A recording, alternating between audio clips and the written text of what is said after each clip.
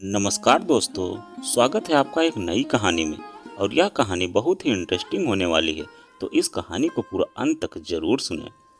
ठीक है वकील साहब, आप कल आ जाएं, हम बैठकर बात करते हैं। मीनाक्षी ने कह तो दिया, पर सच यही था कि अभी भी वह निर्णय लेने की स्थिति में नहीं थी।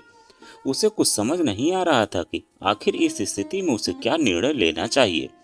मेरे मायके में कुल मिलाकर 4 लोग थे, माँ, बाबूजी, बड़े भैया शिवाकांत और वह। शादी के बाद वह अपने पति के साथ रह रही थी। उधर बड़े भैया भी शादी के बाद माँ बाबूजी से अलग अपनी गृहस्थी बसा चुके थे। 15 साल से उसके माँ बाबूजी छोटे से किराए के घर में अकेले रह रहे थे। चूंकि तीनों घर एक ही शहर में थे, इसलिए अक्सर मुलाकात होती रहती थी। सब कुछ ठीक ठाक चल रहा था, पर पिछले कुछ दिनों से माँ के गिरते स्वास्थ्य ने सबको चिंता में डाल दिया था। उम्र के इस पड़ाव पर बाबूजी की भी काफी अशक्त हो चले थे। घर के सभी काम, तिस पर माँ की देखभाल अब उससे सदती न थी। पहले वह माँ बाबूजी को अपने यहाँ बुलाकर कुछ दिनों उनकी देखभाल कर लेती थी। उन दोनों का मन भी थोड़े दिनों के लिए बहल जाता था, लेकिन घर गृहस्थी की बढ़ती जिम्मेदारियों की वजह से अब यह संभव नहीं हो पा रहा था। वैसे भी माँ बाबूजी को अब एक अस्थायी सहारे की जरूरत थी। क्योंकि मायके में कोई और था नहीं, इसलिए उसने बड़े भैया शिवाकांत से बात करने का मन बनाया। भैया बोले, देखो अभी मेरे पास बहुत उलझने हैं।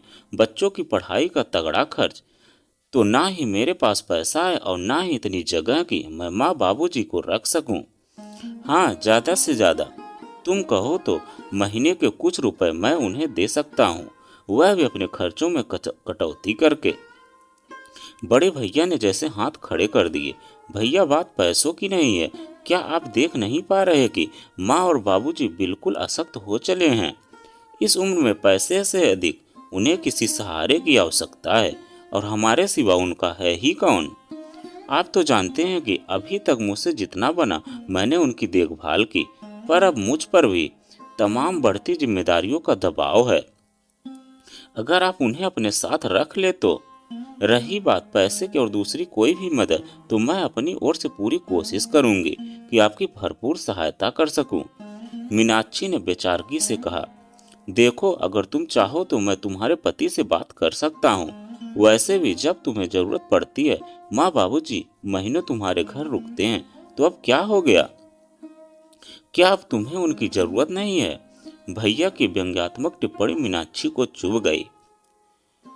हाँ भैया, मानती हूँ कि माँ बाबूजी ने मेरे लिए बहुत कुछ किया है, पर इसका मतलब यह तो नहीं कि उन्होंने आपके लिए कुछ कम किया है।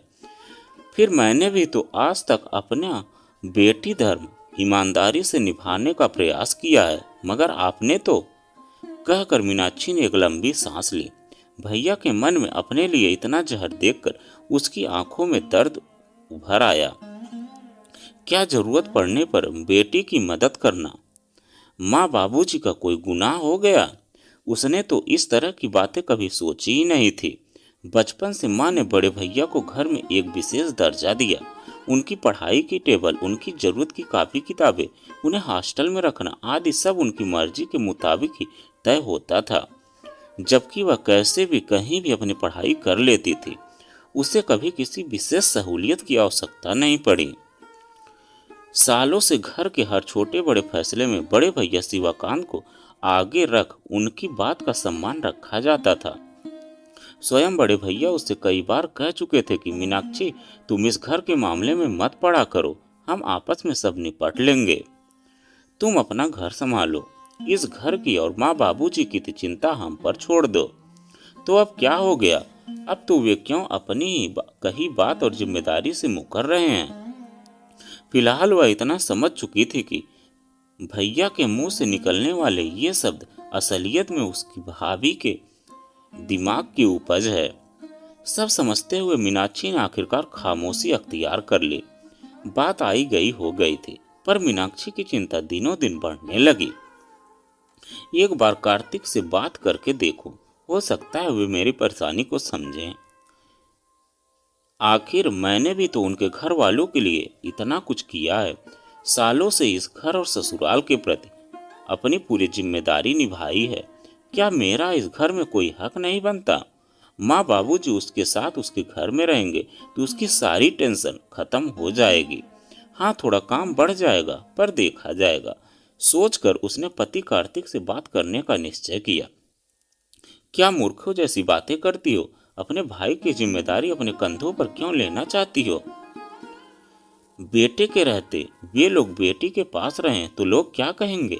आखिर सामाजिक नियम कायदे भी कोई चीज है? कार्तिक ने सामाजिक मान्यताओं के नाम पर जैसे झल्ला पल्ला झाड़ लिया। पर माँ बाबूजी ने सदा ही वक्त पड़ने पर हमारी सहायता की है। आज उन्हें हमारी जरूरत है तो हमें भी अपना फर्ज निभाना चाहिए।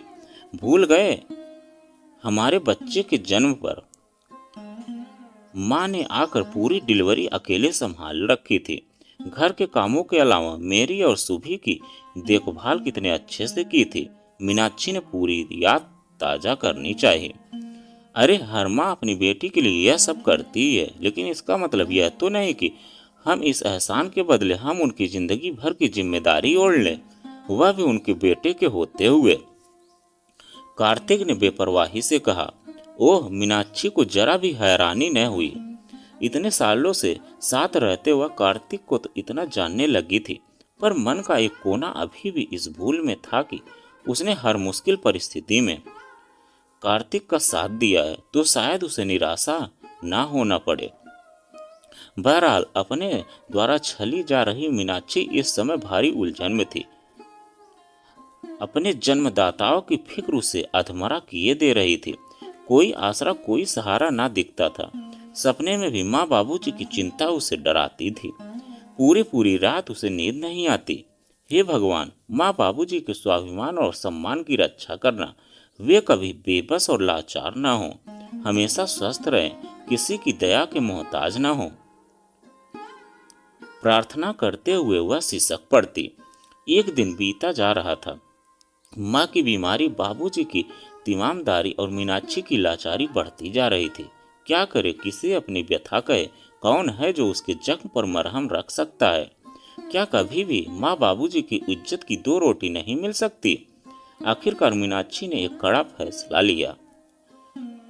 समाज और खानदान की परवाह किए बिना पास ही एक वृद्धाश्रम जाकर अपने माँ बाबूजी के लिए बात कर सभी औपचारिकताएं पूरी कराई। मन में ज्यादा खुशी ना सही, पर आत्मसंतोष था कि अब माँ बाबूजी बेसहारा तो नहीं रहेंगे। ऐसे में एक दिन उससे वह मनहूस खबर मिली कि माँ को चेकअप के लिए हॉस्पिटल ले जाते वक्त उन दोनों को एक ट्रक ने टक्कर मार दी। माँ ने तो तुरंत सड़क पर ही दम तोड़ दिया और अस्पताल ले जाते जाते बाबूजी की सांसों ने भी उनका साथ छोड़ दिया। एकदम से आ पड़ी इस आपदा ने सबको विस्मित कर दिया। जिससे भी इस खबर को सुना सन्न रह गया।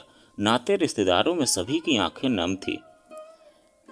भाई भाभी तो फूट फूट कर रो रहे थे। कार्तिक भी अपने आंसुओं को बहने से नहीं रोक पा रहे थे। खुद उसके बच्चे भी नाना नानी को याद कर कर एक कोने में बैठे सिसक रहे थे, पर मीनाक्षी की आंखों में एक बूंद आंसू ना था। पता नहीं इस असह्य वेदना और दुख की घड़ी में भी उसके मन में जानी कैसी असीम शांति छाई थी। अपने इस कुकृत्य के लिए वह समाज और परिवार के गुस्से का शिकार भी हुए, पर उस पर किसी के व्यंग बाड़ों और तानों का कोई असर न हुआ। कल ही माँ बाबूजी की तेरहवीं निपटी थी। बीच में एक बार वकील साहब आकर उससे मिलकर जा चुके थे। दरअसल माँ बाबूजी की इंश्योरेंस पॉलिसी के 15 लाख रुपए उससे मिलने थे, क्योंकि माँ बाबूजी ने तो उसे ही नॉमिनी बनाया था। आज माँ बाबूजी की किराए घर को खाली किया जा रहा था। कुछ ज्यादा सामान तो नहीं था, बस रसोई घर में कुछ बर्तन और बरसों पुराना उनका पलंग और अलमारी, साथ ही कुछ छोटा मोटा सामान। कमरे के एक कोने में स्टूल और दीवार पर लगी माँ बाबूजी की फोटो। यह फोटो उनकी जवानी के दिनों की थी, जिसमें बाबूजी के भव्य चेहरे पर बड़ी बड़ी मूछें और माँ की कजरारी भोली चितवन देखते ही बनती थी। माँ की अलमारी देखते वक्त माँ की पसंदीदा साड़ी पर मीनाक्षी की निगाह ठहर गई। यह साड़ी बाबूजी ने शादी की 60वीं सालगिरह पर दी थी। गुलाबी बूटों से सजी सुनहरे गोटों वाली यह साड़ी माँ को अत्यंत प्रिय थी। वह साड़ी उठाकर मीनाक्षी ने अपने सीने से चिपका ली। पल भर को ऐसा महसूस हुआ कि मानो वह माँ के सीने से लगी हो। तभी उस साड़ी की तरह से एक पर्ची सरकती हुई नीचे जा गिरी। कौतूहलवश मीनाक्षी ने उसे उठाया। यह माँ के हाथों लिखी एक छोटी सी चिट्ठी थी, जिसे पढ़कर मीनाक्षी की आंखों की आंसुधारा बह चली। प्रिय बेटी, हमारी जिंदगी की सांस नजदीक है। ईश्वर ही जाने कि कितनी और सांसों की मोहलत बची है हमारे पास। बेटी, हमारी कोई वसीयत नहीं है जिसे हम तुम बच्चों के नाम करके जा सके, मगर संस्कारों की जो बदौलत मैंने तुम्हें दी थी, तुमने आज तक भली भांति सहेज रखी है। उसके अलावा जाने अनजाने तुमने एक माँ की पूरी विरासत अपने अंदर सजो ली, जो प्रतिपल मैंने तुम्हें कर्मों के रूप में साकार होते हुए देखे। कितनी विचित्र बात है कि वसीयत देने वालों की इच्छा पर तथा विरासत लेने वालों की इच्छा पर निर्भर होती है। वसीयत हमारी कोई है नहीं और विरासत तुम अपने आप ही संभाल चुकी हो, तो इस नाते हमने तुम्हें अपनी बीमा पॉलिसी का नामिनी बनाया है। हमारा आशीर्वाद समझकर पॉलिसी की इस छोटी सी रकम को तुम जहां चाहे जैसे खर्च करना। सदा खुश रहो मेरी बच्ची। तुम्हारी माँ। इतने दिनों का दर्द किसी फोड़े सा फूट कर बह निकला। जी भर कर रो लेने के बाद उसका मन बिल्कुल हल्का हो चुका था। माँ के इस पत्र ने जैसे उसे सही निर्णय लेने की क्षमता प्रदान कर दी थी। अब उसे बस सुबह वकील साहब के आने का इंतजार था। दीदी, आपको जो भी निर्णय हो, मुझे बस इतना कहना कि माँ बाबूजी के अंत्येष्टि से लेकर 13वीं तक आपके भैया ने आपके सारे खर्च बखूबी निभाए हैं। पैसों की तंगी होते हुए भी उन्होंने हम सबकी इज्जत पर आंच ना आने दी और पानी की तरह पैसा बहाया है।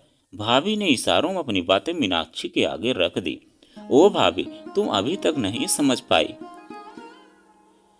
माँ बाबूजी के हृदय की पीड़ा को। उन्हें जीते जी हमसे थोड़ी सी देखभाल और अपनापन चाहिए था, ना कि मरने के बाद यह दिखावा। वैसे भी आपने यह सब माँ बाबूजी के लिए नहीं बल्कि समाज में अपनी साख बनाने के लिए किया है। सोचते हुए मीनाक्षी का मन उदास हो चला। देखो मीनाक्षी, जो करना बहुत सोच समझ कर करना। अपने बच्चे के भविष्य का सवाल है। कार्तिक ने इससे अधिक बोलना जरूरी नहीं समझा।